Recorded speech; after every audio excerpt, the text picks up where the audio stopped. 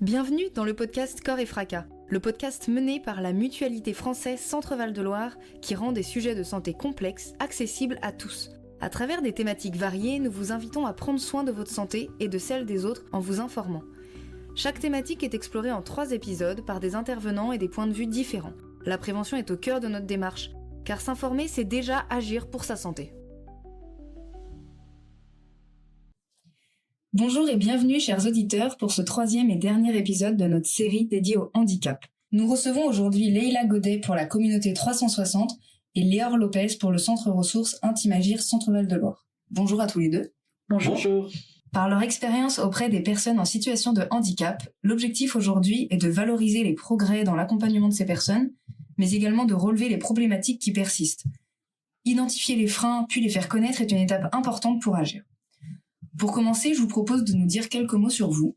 Oui, Leïla Godet. Donc moi, je suis chargée de mission sur la communauté 360 d'Indre-et-Loire. J'ai un parcours plutôt autour d'une licence de psychologie plus un master spécialisé dans le handicap et la grande dépendance. Et j'ai travaillé pendant longtemps en établissement et services médico-sociaux. Merci. Bonjour, moi c'est Léor, du coup, je suis intervenant médico-social sur le centre de ressources Intimagir.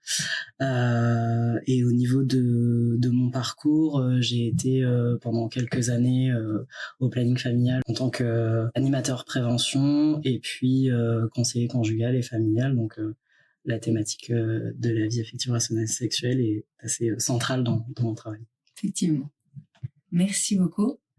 Et du coup, on travaille tous les deux pour l'association APF France Handicap, qui porte ces 2 dispositifs. Très bien. Est-ce que vous pourriez nous en dire un peu plus à propos de APF France Handicap ? Oui, donc APF France Handicap, c'est une association nationale française qui a été créée en 1933 par 4 jeunes qui étaient atteints de la poliomyélite. C'est une association qui est gouvernée par et pour les personnes en situation de handicap et qui défend et qui représente ces personnes-là en revendiquant leurs droits, en luttant contre les discriminations, en créant et en maintenant le lien social et aussi par le biais d'accompagnement qu'ils réalisent au quotidien dans tous les domaines de la vie. Donc ça peut être aussi bien le logement, l'emploi, l'éducation, etc. Et du coup, en 2018, parce qu'avant, l'association APF France Handicap s'appelait l'Association des paralysés de France. Et en 2018, elle a changé de nom pour s'appeler du coup la APF France Handicap, pour passer d'une association en fait qui s'occupait plutôt des personnes à mobilité réduite et du coup pour prendre en compte ensuite toutes les situations de handicap et pour éviter cet effet un peu restrictif autour du handicap moteur. Ok, merci beaucoup. Et donc la communauté 360 et le centre ressources Intimagir font partie de APF France Handicap ? Oui, c'est ça. C'est des dispositifs qui sont portés par APF France Handicap. D'accord, très bien. En France, par exemple, si on prend l'exemple des centres ressources Intimagir, c'est d'autres structures qui vont porter, par exemple, ce dispositif-là. Ça va être, par exemple, l'UDAF, des fois ça peut être le planning familial, des fois plusieurs associations en même temps ou structures, ça dépend. D'accord, ok. Merci beaucoup. Et alors justement, puisqu'on en parle, est-ce que vous pourriez nous expliquer un petit peu ce que c'est que la communauté 360 et le centre ressources Intimagir ? Alors oui, je peux commencer pour la communauté 360. Donc c'est un dispositif départemental qui a été mis en place pendant la crise Covid pour du coup essayer de répondre à un besoin en matière d'accès en solutions de répit, d'accès aux soins quand les personnes étaient notamment accueillis en établissement et services médico-social. Et pendant le confinement, ces services sont fermés.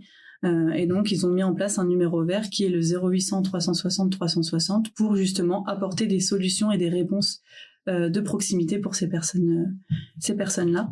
Et ensuite, ce dispositif s'est généralisé avec l'élaboration d'un cahier des charges où l'idée, c'est vraiment d'aller apporter une solution et des réponses aux personnes qui nous sollicitent. Donc ça peut être aussi bien les personnes en situation de handicap, donc tous les types de handicap, tous les âges, avec ou sans reconnaissance. C'est bien l'idée de la communauté 360. C'est vraiment d'avoir un accueil inconditionnel donc pour toutes les personnes qui se sentent concernées par le handicap. Et du coup, par le biais de cette sollicitation, on va essayer d'évaluer les besoins et d'orienter ensuite sur les acteurs et les ressources du territoire, donc du département donné.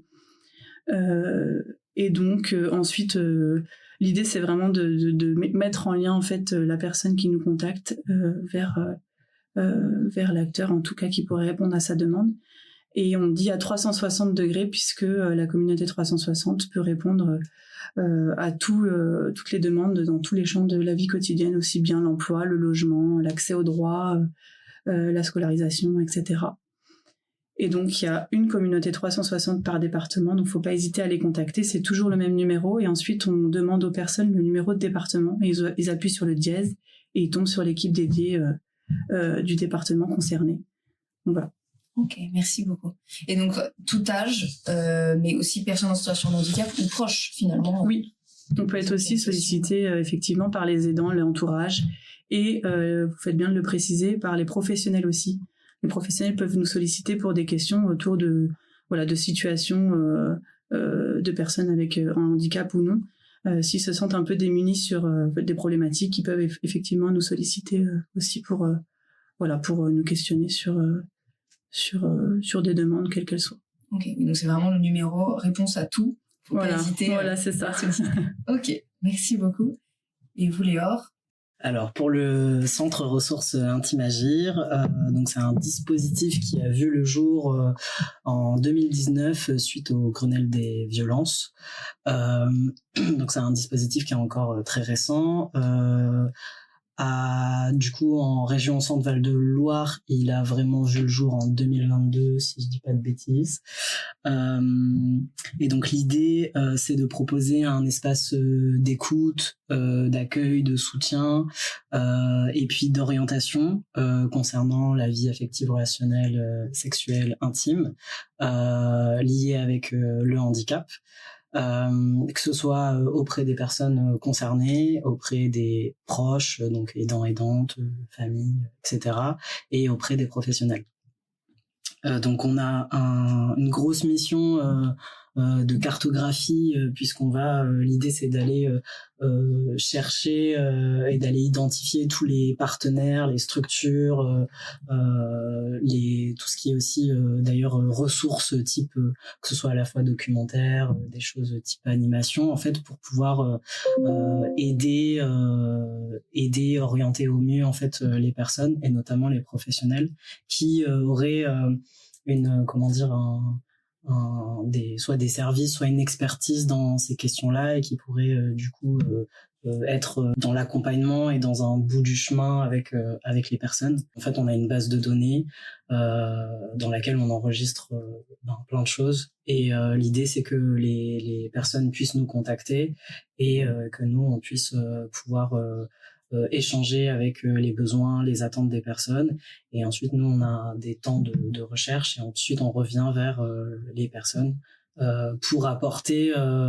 on va pas apporter de solutions toutes faites, mais plutôt, c'est vraiment aller au plus près de ce que les personnes ont besoin et ont des attentes. Et puis, des fois, ça permet de faire aussi émerger des choses qui manquent. Et nous, on peut aussi aller faire remonter ça. Donc voilà, il y a eu un gros travail de diagnostic aussi qui a été fait au début de ce dispositif-là, vu que lié handicap et sexualité, c'est des termes qui sont assez tabous, donc il y avait quand même pas mal de choses à faire et à commencer en tout cas à ce niveau-là. Voilà. Et puis pareil, d'ailleurs les personnes concernées peuvent aussi nous contacter et il n'y a pas besoin d'orientation MDPH ou quoi que ce soit ou de reconnaissance. Okay. Et j'imagine si finalement c'est pas forcément vers vous qu'elles auraient pu se tourner, vous saurez également les diriger vers la structure qui sera le plus adéquate, donc faut pas qu'elles aient peur, quoi. C'est ça, tout à fait. Soit en effet, il y a des fois ça arrive, hein, puis en fait nous l'idée c'est qu'on mais un peu comme la 360, en fait, quand on va avoir une demande, on va aller clarifier la demande avec là où les personnes. Et si ça rentre pas tout à fait dans le cadre de ce qu'on propose, c'est pas grave. En fait, en effet, on réoriente. Soit on sait directement et puis on réoriente vers les bonnes structures et les bonnes personnes. Soit on peut réorienter, par exemple, vers la 360 et c'est là où on refait une boucle. Okay. Voilà. Très bien. Merci beaucoup. Si on rentre un petit peu plus sur votre quotidien, est-ce que vous pourriez me présenter les demandes ou les situations que vous rencontrez le plus souvent pour avoir une idée s'il y a des difficultés ou des préoccupations qui reviennent régulièrement chez les personnes qui vous sollicitent?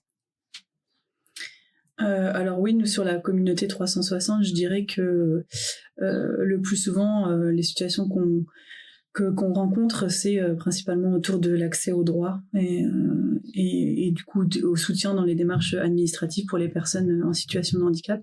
On a par exemple des demandes autour de personnes qui ont un diagnostic, qui sont reconnues en situation de handicap et pour lesquelles ils ne savent pas en fait vers qui se tourner, vers qui s'orienter. Donc nous, on va être là pour affiner un petit peu la demande et voir vers quelles ressources, en tout cas vers qui on peut les orienter. On a aussi pas mal de demandes autour du répit et de l'accueil périscolaire, puisqu'on a par exemple des jeunes qui sont accueillis sur des IME, donc des instituts médico-éducatifs, pour lesquels il est difficile de rentrer chez eux le week-end, ou alors sur les mercredis après-midi quand l'institut ferme, il faut trouver des relais à domicile ou ailleurs. Donc on peut être aussi très très demandé sur ces choses-là. On peut aussi avoir des familles qui sont tout simplement épuisées face aux démarches administratives et qui se sentent un peu démunies.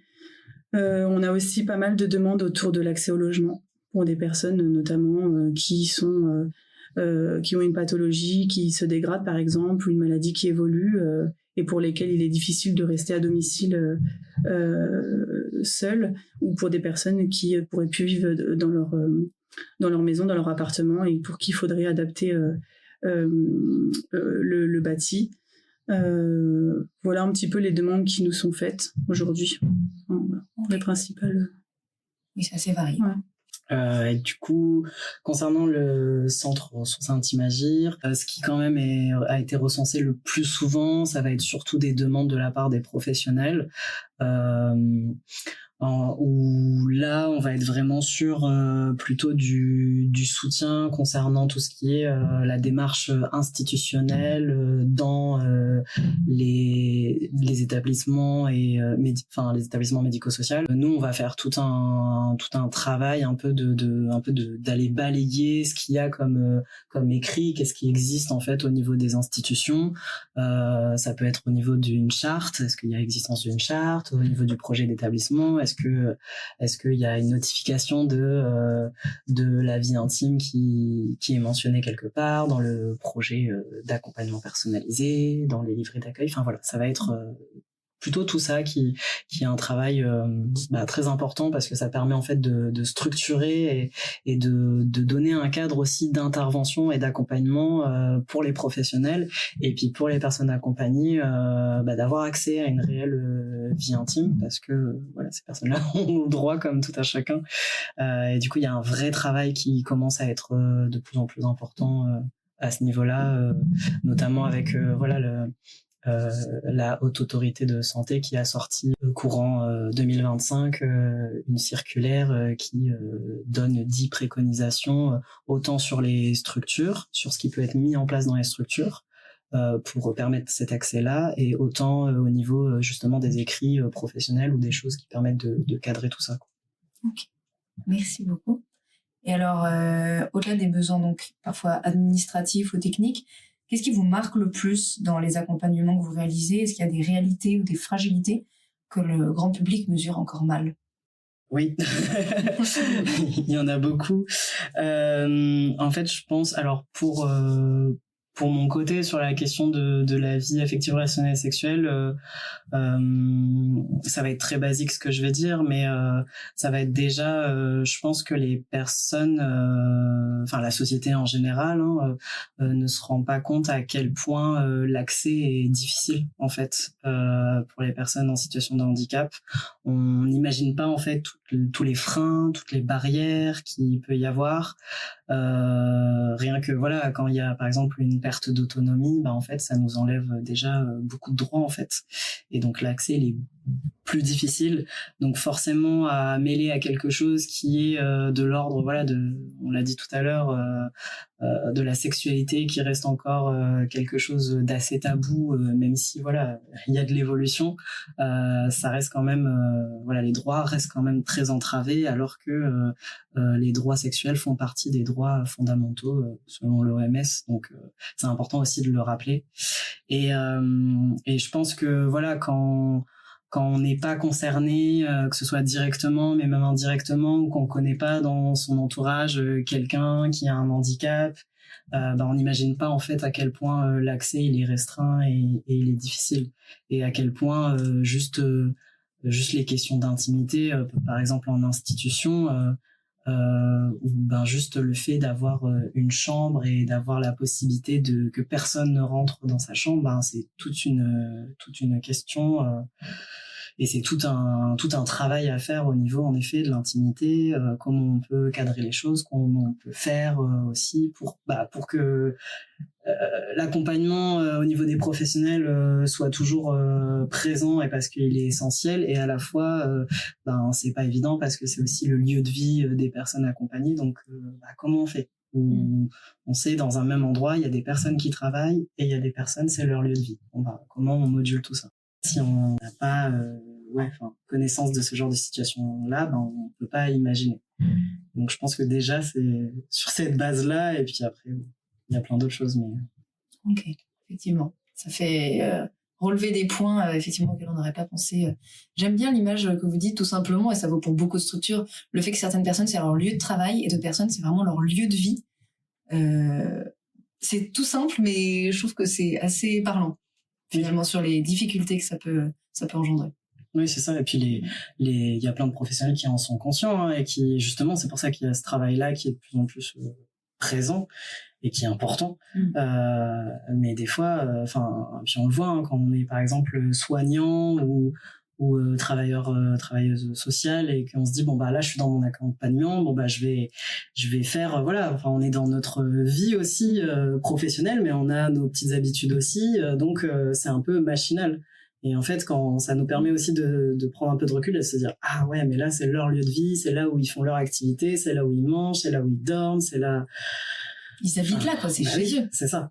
Et en fait, on se rend compte, mais ça, les institutions, elles sont très, conscientes de tout ça, de se dire ouais, c'est leur lieu de vie, mais est-ce que c'est vraiment au final leur lieu de vie? C'est pour ça, il y a un truc un peu compliqué, ambivalent, qui est aussi sociétal, de se dire on a l'impression, on est censé être chez nous, mais en fait pas tant, parce qu'en fait il y a un règlement intérieur, il y a plein de choses qui fait que, et qui sont pas toujours vues aussi avec les personnes qui habitent dans leur logement. Donc voilà, c'est comme si chez vous c'était quelqu'un qui faisait les règles. Comment ça nous, comment dire, qu'est-ce que ce serait, quoi l'impact sur nous, qu'est-ce qu'on en penserait, voilà. Merci beaucoup. Et vous, Leïla, du coup? Moi, alors ça sera peut-être plus de façon générale. Je dirais que au-delà de l'aspect très concret du quotidien sur nos situations et des réponses qu'on apporte, je pense que ce qui semble important, c'est la manière aussi de comment vivent les personnes cette orientation-là, cette réponse à la demande. Et je pense que dans nos missions, la manière dont on accueille les demandes, et il se mesure pas que en termes de réponse, mais bien de comment la personne vit, comment la personne est reçue, comment la personne est considérée. Et je pense que ça, c'est hyper important aussi dans nos missions. Il faut toujours qu'on garde en tête que le fait que ça soit une personne en situation de handicap, il faut qu'elle soit considérée comme une personne à part entière, comme tout à chacun. Et ça, c'est peut-être un peu, on va dire, bateau ce qu'on dit, mais on a souvent l'impression de faire à la place de la personne, de pas faire en sorte qu'elle s'autodétermine, et pourtant c'est le cœur de notre métier. Et je pense que ces personnes-là, en fait, elles sont tout le temps dans un paradoxe de je dois demander de l'aide, de l'accompagnement, etc. Mais je dois aussi m'autodéterminer, et ça c'est quelque chose qui est important et qui peut être compliqué aussi dans notre métier, mais je dirais que c'est l'essence quand même de notre travail, donc je pense que c'est important aussi de le souligner. Qu'est-ce que vous entendez exactement par autodéterminer ? Je pense que c'est un concept alors qui peut faire un peu débat aussi.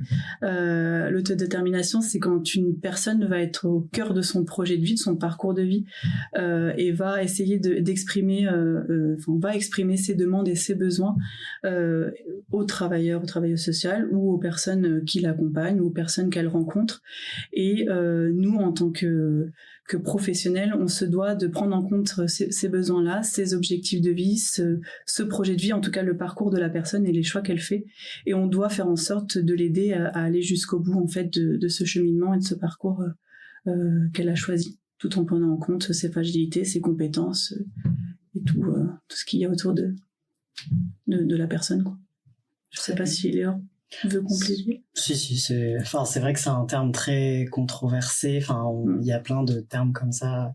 Il y a eu à un moment donné, c'était le terme bienveillant qui a été remis en question. En ce moment, en effet, c'est l'autodétermination parce que en fait, c'est quelque chose qui doit être mis au cœur, notamment des projets d'accompagnement des personnes en situation de handicap. Et je pense qu'il y a un manque de clarté aussi, sur ce terme-là, de exactement ce qu'il veut dire, qu'est-ce qu'on attend derrière ce mot-là. Et je pense qu'on peut y mettre plein de définitions parce qu'on sait que on est des humains, donc chacune, on a des définitions aussi différentes des mots, et que donc il y a parfois cette impression où on aurait la sensation que c'est comme si la personne elle ferait tout ce qu'elle veut et sans prendre en compte justement son handicap, ses difficultés et la réalité en fait de ce qui se passe aujourd'hui, de ce qui est possible de faire ou non, alors que non, l'autodétermination c'est prendre en compte en fait en globalité la personne, vraiment ses capacités, ses compétences, ses envies, ses besoins et les potentialités, le degré d'adaptation qu'on peut amener. Voilà, c'est toujours pareil, c'est comme un peu au tout début, quand on nous demande en tant que professionnel qu'on a une demande, c'est de se rapprocher le plus possible d'eux, mais on n'arrive jamais avec quelque chose de tout fait, avec un miracle ou quoi que ce soit, ce n'est pas possible, ça n'existe pas, mais au moins d'aller au plus proche d'eux, et puis surtout que ça peut évoluer. En fait, l'autodétermination, elle tend à ce que la personne elle puisse être actrice et se saisir aussi elle-même de ses capacités en fait, et d'ailleurs juste déjà de faire un état des lieux de qu'est-ce que j'ai comme capacité, qu'est-ce qu'il y a autour de moi, qu'est-ce que je peux solliciter, j'arrive à faire quoi, voilà, c'est déjà on est déjà dans l'autodétermination, on travaille en tout cas cette notion là. Je me disais aussi ça peut être aussi compliqué pour certains professionnels de prendre en compte cette autodétermination, parce que du coup on peut se dire en fait la personne elle a tel projet de vie, mais on voit bien qu'au regard de ses capacités aujourd'hui c'est pas faisable, c'est pas envisageable, et comment nous en tant que professionnels on fait pour faire avec la personne, faire en tout cas en sorte que la personne se rendre compte aussi que certains projets ne seront pas concrétisables, et ça je pense que ça peut aussi mettre en difficulté les professionnels, et donc c'est vraiment un concept qui est très controversé, comme le disait Léa, puisque voilà, ça va mettre vraiment des fois ça peut mettre en concurrence en fait la personne qui va être accompagnée et le professionnel en face, et donc ça peut mettre à mal aussi les professionnels. Ok, oui, donc c'est important d'en parler beaucoup pour justement réussir à trouver des terrains d'entente et comprendre ce qu'on entend derrière le terme. Ok, merci beaucoup. Et alors, à travers vos expériences, est-ce que vous pensez que la société sait réellement parler du handicap aujourd'hui ? Je dirais que ça dépend de quelle société on parle. Si on parle de l'entreprise, de l'école, des institutions, je pense que tout le monde n'est pas sensibilisé de la même manière. Après, je dirais que aujourd'hui, quand même, le handicap est réduit à souvent une incapacité, une déficience, donc une incapacité physique, un trouble, enfin quelque chose de plutôt visible. Et on parle souvent encore des personnes handicapées, alors qu'aujourd'hui, pourtant, on parle d'une personne en situation de handicap, puisque dans son environnement, elle peut se sentir en situation de handicap sans être reconnue en situation de handicap telle qu'elle. Mais par exemple, l'exemple qu'on peut donner, une personne qui est alitée parce que en situation de grossesse, voilà, c'est compliqué. Est-ce qu'on peut parler d'une personne en situation de handicap ? Effectivement. Je vous laisserai soulever un point. Mais voilà, il y a des choses. On parle souvent de la personne aussi qui se retrouve avec sa poussette sur le trottoir. Quand il y a un trottoir, là, à ce moment-là, elle est en situation de handicap. Donc, je dirais qu'il y a plusieurs degrés, mais de façon générale, j'ai encore du mal à dire que la société actuelle sait parler du handicap en tant que tel. Après, il y a quand même eu des progrès, c'est-à-dire qu'aujourd'hui, on arrive à reconnaître une personne en situation de handicap le plus tôt, disons, avec un handicap invisible. Aujourd'hui, c'est quand même 80% des situations de handicap. Donc, il y a quand même eu des évolutions. Et puis, il y a eu notamment tout ce qui est aide, comme la prestation de compensation du handicap, qui maintenant reconnaît aussi une aide pour les personnes atteintes de troubles psychiques. Il y a aussi des campagnes maintenant de sensibilisation dans les entreprises. Enfin, voilà, on évolue quand même petit à petit. Je pense que on arrive plus à une prise en compte globale du handicap, mais il reste encore, je pense, du travail et du chemin à faire. Ok. Vous approuvez, Léa ? Oui, oui. Totalement. Pareil, comme disait ma collègue Leïla, voilà, il y a quand même des évolutions et c'est normal. Enfin, c'est quand même notable et je pense que c'est important de relever toujours les manques qu'il y a, les choses encore à travailler, à combattre, à continuer la lutte. Et de temps en temps, c'est bien aussi de voir les avancées qu'il y a parce que il y en a de temps en temps quand même, même si c'est pas évident parce que c'est toujours les personnes concernées qui trinquent forcément aussi. Puis là, par exemple, en termes d'avancée, il y a eu la prise en charge, par exemple, des fauteuils roulants, par exemple, qui est une belle avancée et il y a eu de nombreuses luttes par rapport à ça. Mais c'est vrai que est-ce qu'aujourd'hui la société sait parler du handicap voilà. Enfin, pour moi, il faut pas se leurrer. La société, elle reste dans son ensemble, elle reste validiste.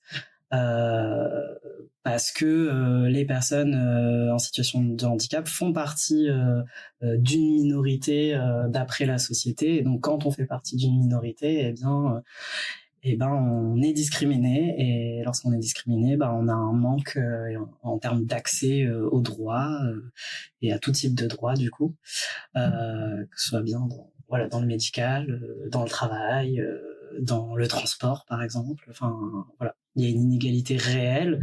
Et puis, la question du validisme, ça fait partie des violences systémiques aussi. Il y a des études sur ça, il y a des statistiques qui le montrent aussi. Typiquement, on voit, par exemple, alors je fais un parallèle avec plutôt le sujet de la vie affective, relationnelle et sexuelle, mais quand on voit, par exemple, les violences sexuelles qui ont des statistiques énormes sur les femmes en situation de handicap, c'est quand même 8 femmes sur 10, c'est énorme. Si on prend par exemple la part des femmes qui sont TSA, on est sur 9 sur 10, donc voilà, on voit bien que typiquement sur ça, l'accès aussi à l'information, à l'accompagnement, à la prise en charge à ce niveau-là, elle n'est pas égalitaire. Bon, déjà, c'est assez compliqué, mais c'est vrai que c'est encore. Il y a beaucoup de travail encore à mener, à effectuer, et c'est pour ça aussi que les structures et les associations sont là et continuent aussi les plaidoyers, par exemple. Ok, c'est important d'en parler. Merci effectivement de repréciser tous ces chiffres qui sont assez affolants. Est-ce que vous pourriez juste nous repréciser ce que c'est que le TSA ? C'est les personnes qui se trouvent sur le trouble du spectre autistique, qu'on appelait ou qu'on appelle encore les personnes autistes, dites autistes en tout cas. Maintenant, on utilise le sigle TSA, mais je pense qu'il va aussi évoluer au fur et à mesure. Ok, merci beaucoup. Et alors sur le terrain, quels sont les freins les plus fréquents qui vont empêcher une personne en situation de handicap de construire son parcours de vie, comme vous en aviez parlé plus tôt, Leïla ? Est-ce que c'est plutôt une question de moyens, d'information ? C'est le regard des autres qui va peut-être jouer ? C'est multifactoriel. Je dirais plutôt que les personnes en situation de handicap, le frein qui réside le plus, c'est la problématique pour accéder en fait aux moyens concrets, c'est-à-dire le manque de logement adapté, le manque de moyens humains, par exemple, le manque accru d'auxiliaires de vie pour les personnes qui ont besoin au quotidien d'une aide à l'habillage, à la toilette, etc. Des délais importants concernant l'attente d'une réponse suite à un diagnostic. Je pense que c'est le frein c'est le frein majeur. Et puis l'accès à la mobilité, puisque souvent les personnes qui résident, en tout cas pour notre département Indre-et-Loire, qui résident en métropole, c'est plus ou moins facilitant, mais ceux qui habitent en milieu rural, aujourd'hui les transports adaptés ne desservent pas tout le département, et du coup ça peut rendre très compliqué l'accès aux différents professionnels, aux différents services, dispositifs du département. Donc c'est plutôt effectivement le côté moyen technique, plutôt que... Donc c'est des choses qui ne dépendent pas finalement directement des personnes. Oui, je dirais que... Alors après, il y a aussi peut-être le manque d'information, c'est-à-dire que les personnes en situation de handicap, mais leurs aidants également, n'ont souvent pas connaissance aussi des aides auxquelles ils peuvent prétendre, des dispositifs auxquels ils peuvent avoir accès. Et donc ça aussi, ça peut rendre complexe et difficile la construction d'un projet de vie pour ces personnes. Et c'est tout l'intérêt de contacter la communauté 360. Exactement. Très bien. Et du côté du sujet de la vie intime, affective, rationnelle et sexuelle, pareil, je vais parler un peu des bases, mais ce serait juste en fait de se dire qu'en fait c'est possible, qu'on peut avoir un handicap et avoir une vie intime et affective et relationnelle et sexuelle si on en a envie. Juste le fait parce que je l'ai dit précédemment, c'est encore des sujets qui sont tabous, juste se dire que ce soit au niveau en tant que personne concernée. Généralement les personnes concernées le savent très bien, mais au niveau des professionnels, tout à chacun, de se dire que c'est possible, que c'est quelque chose de naturel, que surtout les personnes ont le droit, parce qu'encore une fois ça fait partie des droits fondamentaux. C'est déjà énorme en fait de rappeler ça en fait, surtout pour chez certaines personnes où quand on fait le lien avec par exemple les parents. Alors l'idée c'est pas d'incriminer les parents ou quoi que ce soit ou de critiquer, mais plutôt on sait très bien que avec selon certains handicaps, il y a une surprotection qui va se mettre en place, une infantilisation et du coup c'est des êtres qui n'ont pas de sexualité et qui sont asexués en fait, et des fois les parents vont mettre aussi beaucoup de projections dans leurs enfants, et donc toute cette partie là va être un peu mis sous le tapis, inexistante, et donc c'est pour ça parfois notamment en institution que c'est compliqué aussi de permettre aux personnes d'avoir accès parce que y a le lien aussi à la famille des fois qui peut être un peu complexe, mais on ne peut pas empêcher une personne, quelle qu'elle soit, d'avoir accès à une vie intime et sexuelle, même si d'ailleurs cette personne-là a un tuteur ou une tutrice ou un curateur ou une curatrice. La personne est libre de droit à ce niveau-là. Et du coup c'est déjà se dire ça en fait, et c'est pour ça aussi qu'il y a de plus en plus de formation et de sensibilisation à ce niveau-là. Plus il y aura de personnes qui seront informées, qui seront documentées, qui auront connaissance de aussi cet accès-là et que c'est possible, moins il y aura aussi de discrimination envers les personnes en situation de handicap à ce niveau-là, et plus ça rentrera aussi dans les mœurs, dans les mentalités, parce qu'il peut y avoir des fois des critiques hyper fortes, où imaginons on a une personne qui par exemple est en fauteuil, qui qui tient la main de sa partenaire dans la rue, et admettons la personne elle est valide, il peut y avoir plein de critiques, soit c'est trop bien pour cette personne, tant mieux pour elle, ou soit le ou la pauvre partenaire qui est valide, ça doit pas être facile. Mais en fait il n'y a pas lieu d'avoir de jugement ou quoi que ce soit, et c'est pour ça aussi que la question de la représentation elle est hyper importante, qu'on puisse aussi rendre visible des personnes différentes en fait, dans le sens où les personnes en situation de handicap puissent se reconnaître aussi, puissent se dire il y a telle personne qui me ressemble. Ça fait partie de plein de discriminations qu'on pourrait faire au sens large, mais je pense que aussi ça passe par là. Intégrer en fait le fait que c'est tout à fait logique, normal, et que tout le monde y a droit, quoi. Oui, tout à fait. Et alors, au cours de vos missions, est-ce que vous observez quand même des évolutions encourageantes concernant le regard porté sur le handicap et l'inclusion ? Alors oui, il y en a, parce que là, on pointe souvent le négatif. Il y a quand même des évolutions plutôt positives, notamment, alors il y a de plus en plus de sensibilisation dans les différentes institutions, par exemple avec l'intégration de la notion du handicap dans les parcours de formation, que ce soit dans les formations paramédicales, dans les formations infirmières, dans les organismes de formation du travail social. Voilà, il y a de plus en plus de modules, en tout cas de formation autour de la prise en charge des personnes en situation de handicap et de la sensibilisation plutôt de façon très générale sur les différentes typologies de handicap. Et puis, on a quand même je ne sais pas si on pourrait dire une tendance, mais en tout cas, les personnes concernées sont de plus en plus invitées à partager leur vécu, leurs expériences, et c'est de plus en plus médiatisé par le biais de notamment d'influenceurs, de personnes de télé-réalité. Enfin voilà, c'est médiatisé en tout cas de plus en plus. Donc ça, je trouve ça bien et intéressant pour que les personnes aussi, le grand public, puissent être sensibilisés. Et puis il y a aussi des outils, des supports qui sont mis en place pour permettre une accessibilité dite généralisée, si on peut dire ça. Par exemple avec le référentiel d'accessibilité en termes de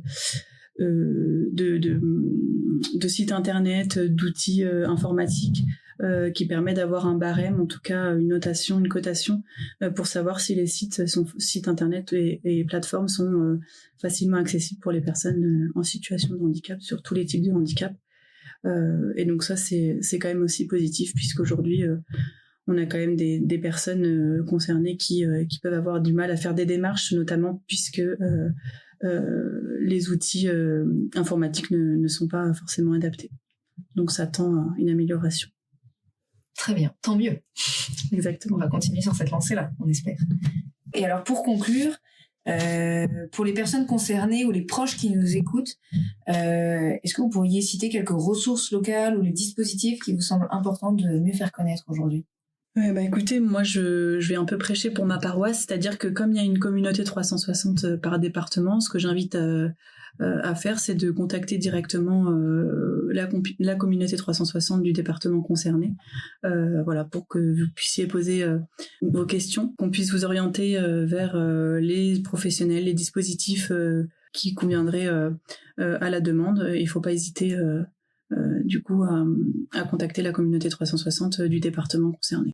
Oui, tout à fait, en sachant que par ailleurs, sur les questions de vie affective, relationnelle et sexuelle, si on connaît pas non plus de structure ou d'établissement où aller en parler, on peut solliciter aussi la communauté 360 et en fait, les professionnels nous réorientent vers le centre ressources intimes Agir ou d'autres structures aussi s'ils ont connaissance d'autres structures qui peuvent, où il y a des professionnels qui peuvent accompagner les personnes. Donc les personnes retomberont dans tous les cas sur les bons interlocuteurs et interlocutrices. Voilà. Après, niveau local en tout cas, il y a des associations qui sont très chouettes et qui accompagnent les personnes, alors qui n'ont pas toujours forcément une formation, une spécificité par rapport au handicap, mais qui ont ce qu'on appelle un accueil en fait inconditionnel, donc qui accueillent la personne peu importe qui elle est, ses difficultés, et qui essayeront au plus possible d'adapter aussi leurs informations, leurs discours, et puis chercheront aussi de leur côté.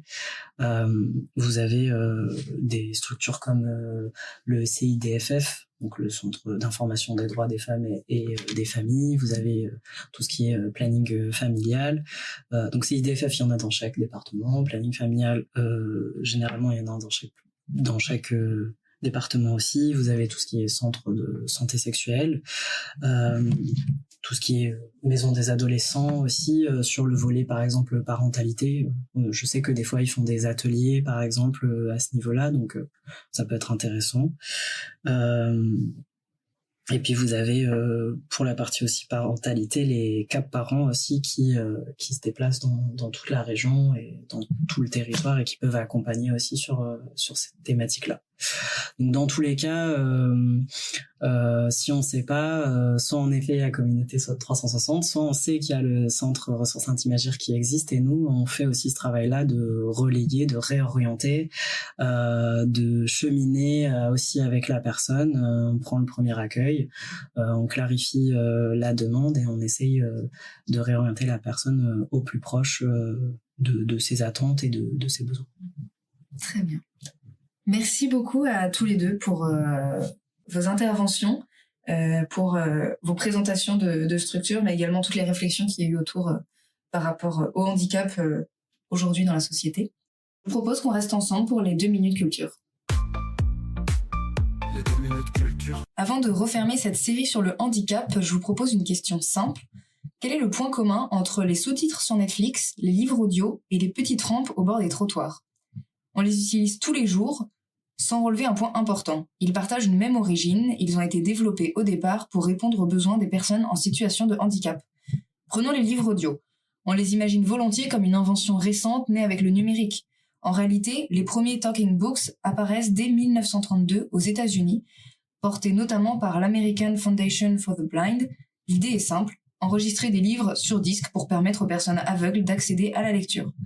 À l'époque, c'est une innovation pensée presque exclusivement pour cet usage. Aujourd'hui, les livres audio s'écoutent dans le métro, en voiture, en faisant du sport, par des milliers de personnes.